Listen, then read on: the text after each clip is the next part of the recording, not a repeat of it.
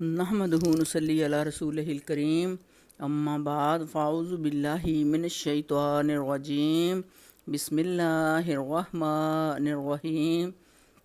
अल्लाहुम्मा सल्ली व सल्लिम व बारिक अला सय्यदिना मुहम्मदिन व अला आलिहि व सहबिहि अजमाइन और रब्बि ज़िदनी इल्मा। कल हमने सूरह यूसुफ़ की 8 आयत की तशरीह देखी। आज हम उससे अगली आयत शुरू करते हैं, लेकिन इससे पहले हम नबी करीम सल्लल्लाहु अलैहि वसल्लम की एक हदीस यहाँ कोट करते चलें कि सैयदना अबू हुरैरा फरमाते हैं कि लोगों ने पूछा, या रसूलुल्लाह, सबसे ज़्यादा मुकर्रम कौन है? नबी करीम सल्लल्लाहु अलैहि वसल्लम ने फरमाया, जो सबसे ज़्यादा मुत्तकी है। उन्होंने कहा कि हम ये नहीं पूछते, यानी नबियों में। फिर आपने फरमाया कि यूसुफ़ अलैहिस्सलाम अल्लाह के नबी,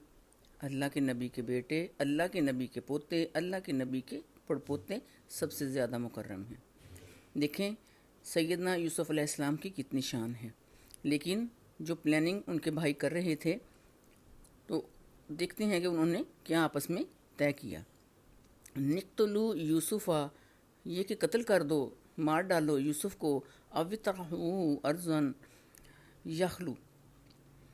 या उसे कहीं दूर फेंक दो।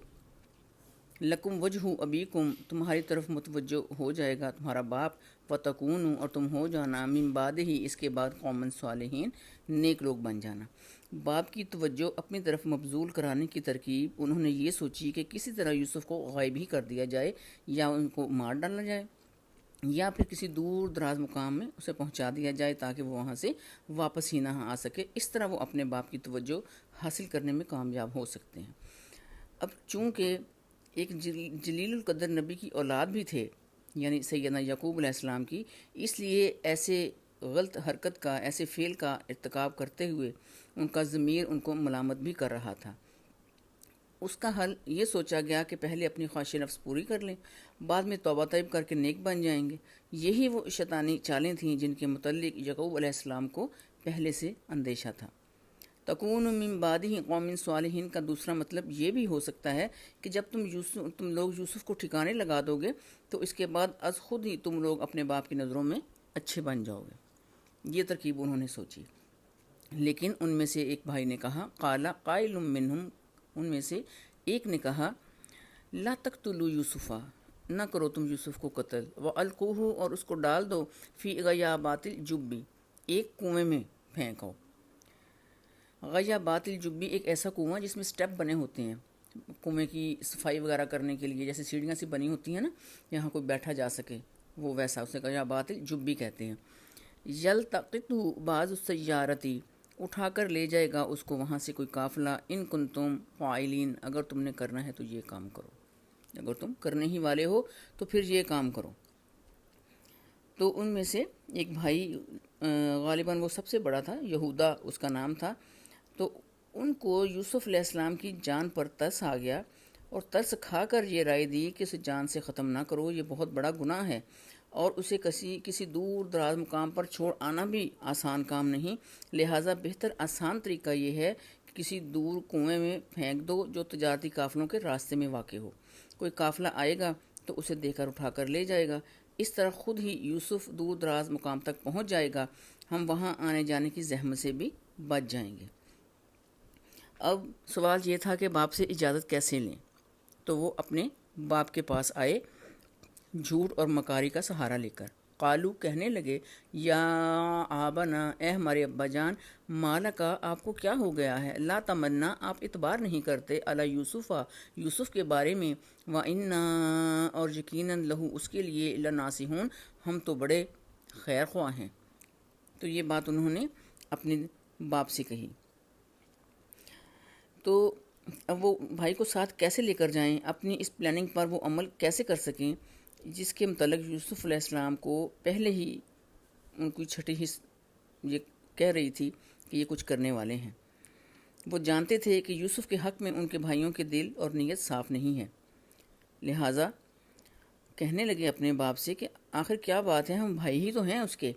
आप उसे हमारे साथ आने जाने में क्यों इतनी तामुल करते हैं, क्यों इतना सोच विचार करते हैं? आप हम पर एतमाद करें, हम कोई उसके दुश्मन थोड़ी हैं। और बेहतर ये है कि कल जब हम उसे अपने लेकर जाएं ریوڑ بکریوں کا، تو اس کو آپ ہمارے ساتھ بھیج دیں، ارسل ہو بھیج دیں، معانا ہمارے ساتھ، غدن کل، یرتا و یلعب وہ وہاں کھیل کود لے گا، کھائے گا اور کھیلے کودے گا، وَإِنَّا لَهُ لَحَافِظُونَ اور ہم اس کی حفاظت بھی کریں گے۔ تو آپ ہمارے ساتھ اس کو بھیج دیجیے، وہاں اس کا دل بہلے گا، جنگل کے پھل وغیرہ کھائے گا، وہ کچھ ہم سے مانوس ہوگا، کچھ ہم اس سے مانوس ہوں گے، اور ہم اس کی پوری حفاظت کریں گے۔ سیدنا یعقوب علیہ السلام کیونکہ جانتے تھے کہ یہ نیت کے کھوٹے ہیں، تو انہوں نے جواب یہ دیا، جواب ایسا دیا کہ ان کو برا بھی نہ لگے، ان کی نیت پر شک بھی نہ ہو اور بات بھی بنے۔ قالا کہنے لگے یعقوب علیہ السلام، انی یقیناً میں، لا یحزنونی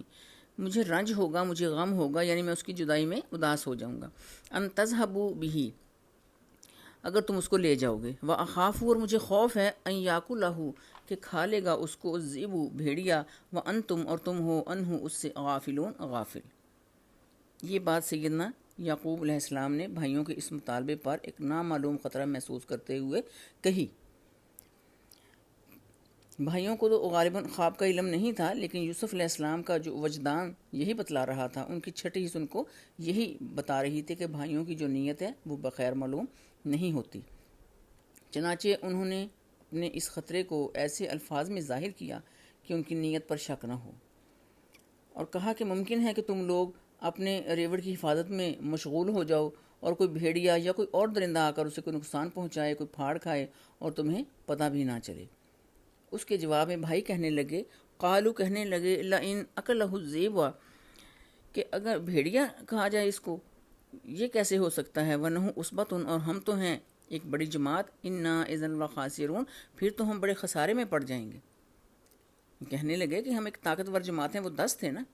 تو بھائیوں نے کہا کہ ہم 10 جوان مضبوط آدمی ہیں، ہم میں سے ہر کوئی بھیڑیا تو بہت دور کی بات شیر کا مقابلہ کرنے اور اسے مار دینے کی طاقت بھی رکھتا ہے، تو پھر اگر ہم یوسف کی حفاظت ہی نہ کر سکیں تو پھر لعنت ہے ہم پر، آخر ہم اتنے بھی گئے گزرے نہیں ہیں، ہم تو بڑے نقصان میں پھر پڑ جائیں گے۔